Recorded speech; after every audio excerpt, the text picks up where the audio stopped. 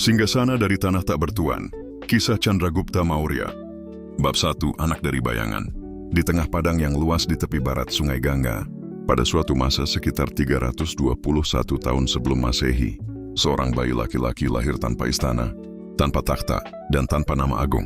Ibunya seorang wanita dari kasta rendah, entah seorang pelayan istana, atau mungkin janda dari prajurit kecil menatap langit sambil menggenggam tubuh kecil anaknya.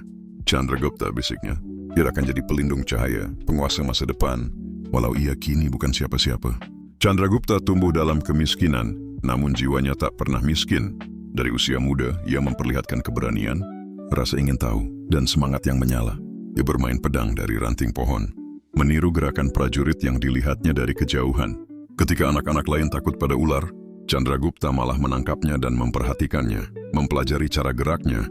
Diam-diam memahami bagaimana kekuatan bisa bersatu dengan kelicikan. Nasib mempertemukannya dengan seorang pria tua berjanggut putih panjang, mata tajam dan pikiran seperti badai musim panas, Chanakya atau Kautilya, sang Brahmana dari Takshashila yang diusir dari istana.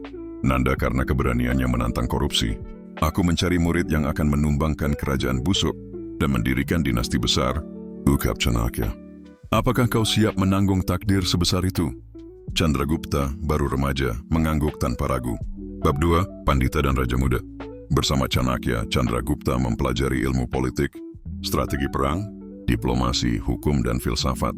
Di Takshashila, universitas kuno yang menjadi pusat ilmu India, ia menimba pengetahuan dari naskah kuno dan dari medan latihan.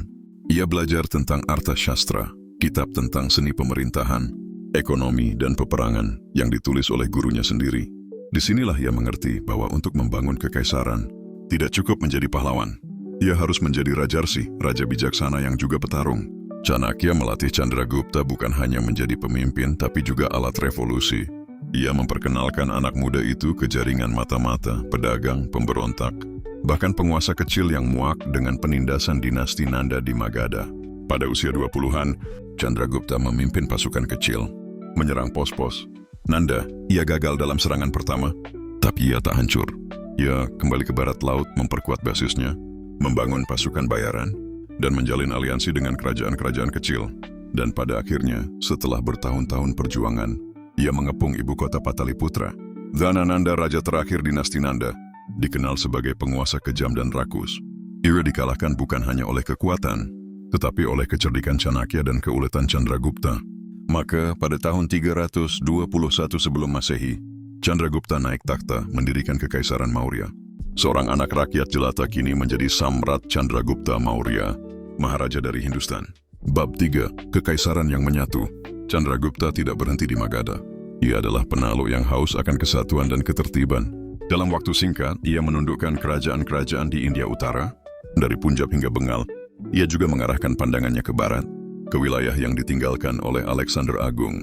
Setelah kematian Alexander pada 323 sebelum Masehi, wilayah India Barat Laut dikuasai oleh para jenderal Yunani, terutama Seleukos Nikator.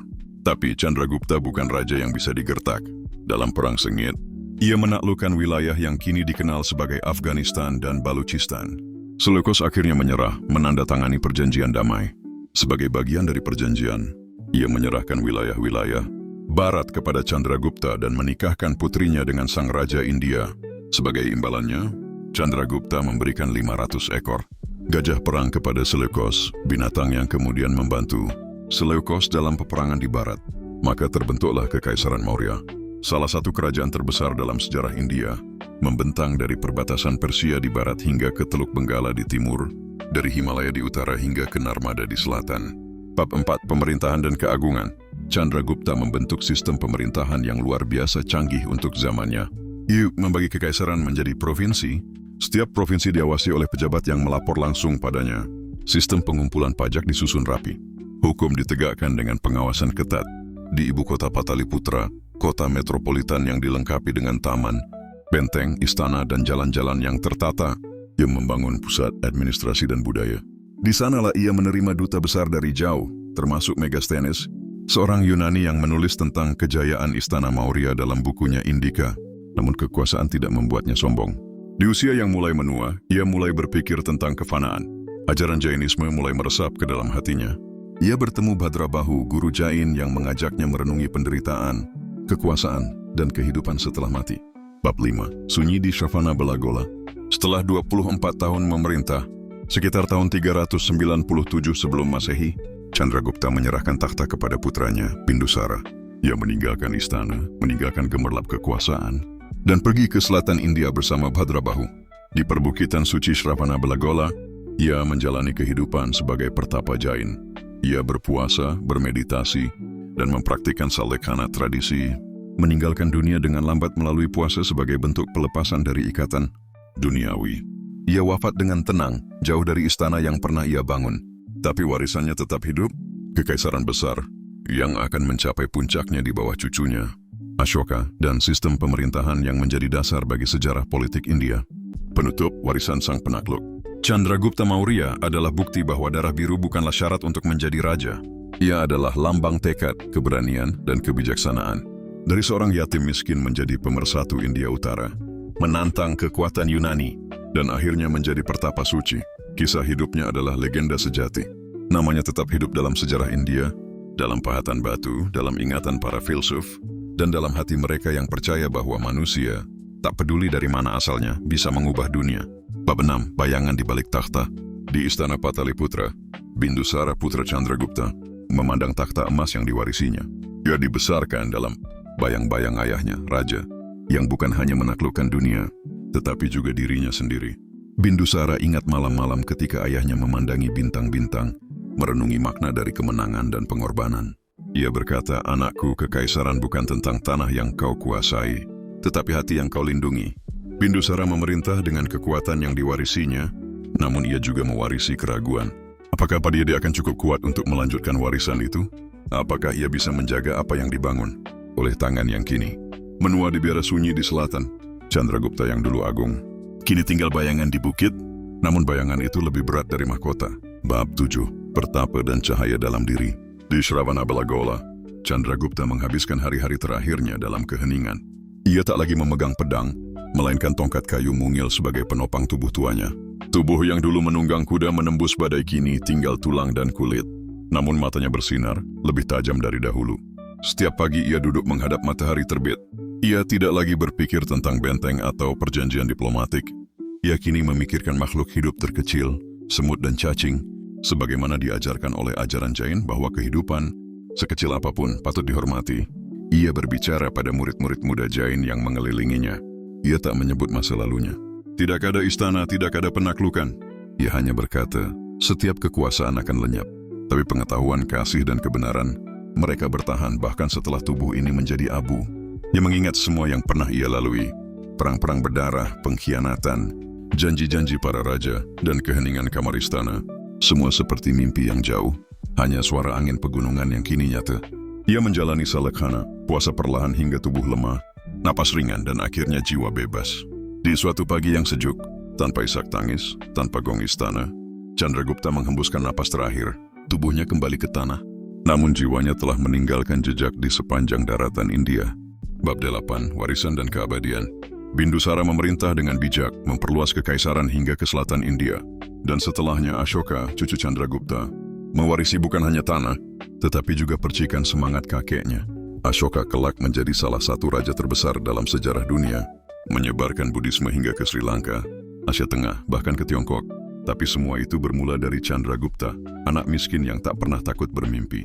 Warisan Chandragupta mencakup penyatuan India untuk pertama kalinya dalam sejarah politik yang tercatat, pendekatan pemerintahan terpusat, sistem administratif yang tertulis dan terorganisasi, sebagaimana dituangkan oleh Chanakya dalam Arthashastra. Pendirian struktur intelijen dan mata-mata yang efektif, memungkinkan stabilitas kekaisaran yang luas, diplomasi tingkat tinggi, termasuk perjanjian damai dan pernikahan dinasti dengan bangsa Yunani. Transformasi spiritual dari penguasa keras menjadi pertapa bijak. Megasthenes dalam catatannya Indika menyebutkan bahwa kekaisaran Maurya adalah salah satu yang paling teratur dan aman di dunia kuno. Ia mencatat bahwa bahkan di jalanan India, rakyat merasa aman di bawah hukum raja yang adil. Bab 9, namanya di udara. Berabad-abad kemudian, raja-raja, jenderal, dan pemimpin masih menyebut namanya. Di India, ia menjadi lambang keberhasilan dari bawah.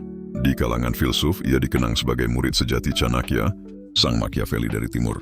Di antara para rohaniwan, ia dikenang sebagai raja yang memilih jalan pelepasan. Bahkan ketika Kekaisaran Maurya runtuh, nama Chandragupta tetap hidup di atas batu prasasti dalam kisah rakyat dan di benak mereka yang percaya bahwa sejarah tak hanya ditulis oleh darah, tetapi juga oleh kesadaran dan perubahan.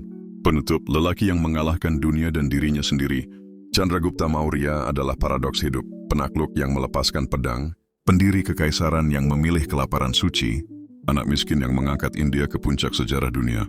Ia tidak hanya membentuk negeri, ia mempunyai waktu. Dan waktu pun, meski terus bergerak, tak pernah bisa menghapus namanya.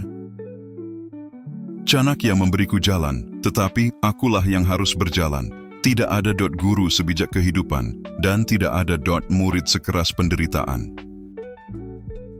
Besi membentuk senjata, tapi tekad membentuk kekaisaran.